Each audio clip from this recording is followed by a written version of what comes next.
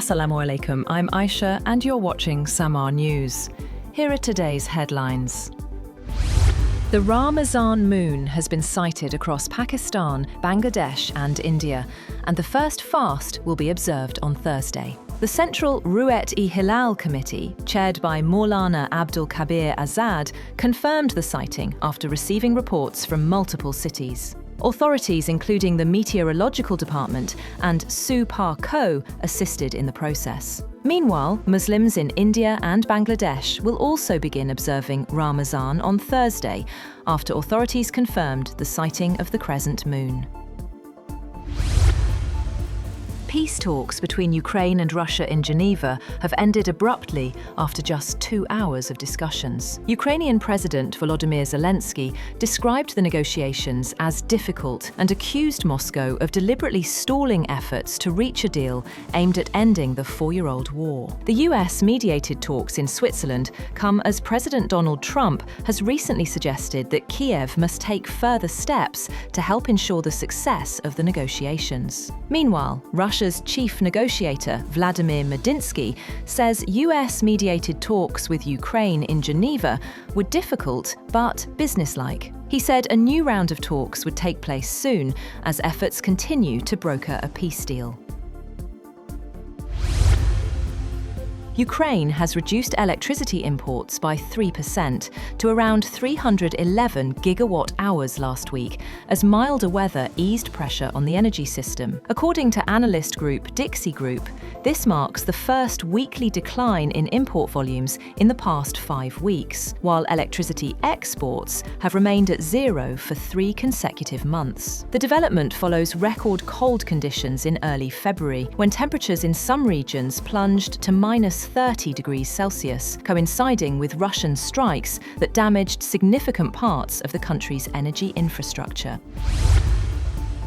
Iran's President Masoud Pezeshkian has reiterated that his country is not seeking nuclear weapons and is ready for any form of verification. In a televised address, he said Supreme Leader Ayatollah Ali Khamenei's religious decree bans such arms and hoped Washington recognizes that fact. But Pezeshkian stressed Iran will not accept limits on using science and nuclear technology for medicine, industry, and agriculture. His statement comes as indirect talks began in Geneva, with Foreign Minister Abbas Araghchi saying that both sides had agreed on guiding principles.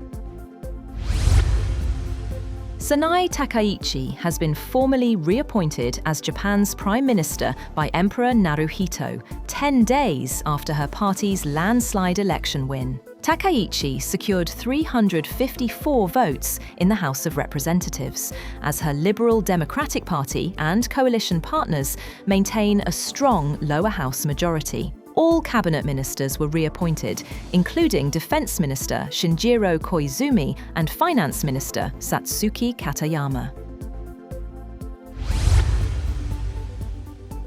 Cambodian Prime Minister Hun Manet says Thailand is still occupying Cambodian territory, despite a ceasefire brokered by former US President Donald Trump. In an interview with Reuters, Hun Manet alleged that Thai forces remain inside disputed areas following last year's fighting, and urged Bangkok to allow a joint boundary commission to begin work along the contested border.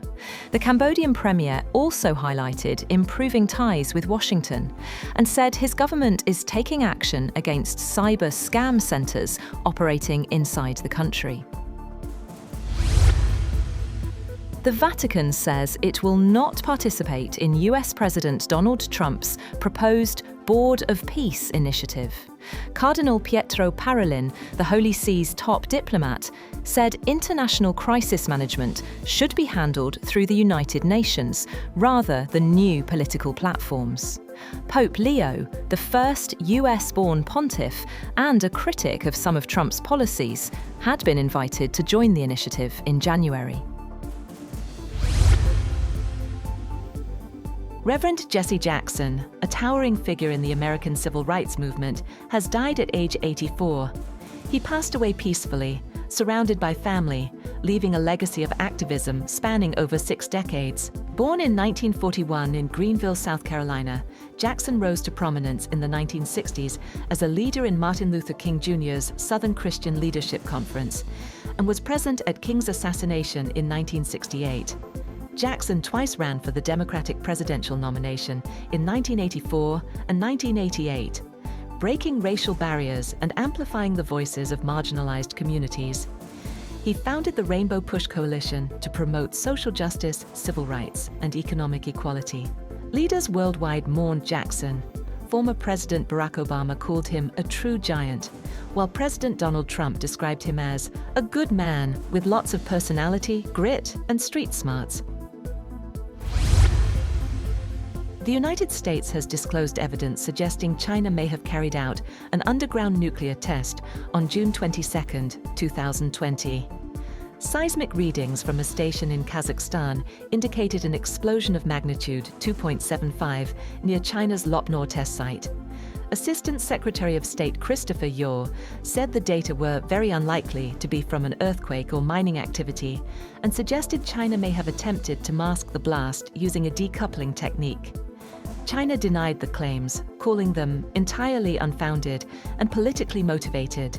The disclosure comes amid U.S. efforts to involve China in new arms control negotiations following the lapse of the New START treaty. That's all for now. For more updates, visit www.samaa.tv. Thank you for watching Samaa News.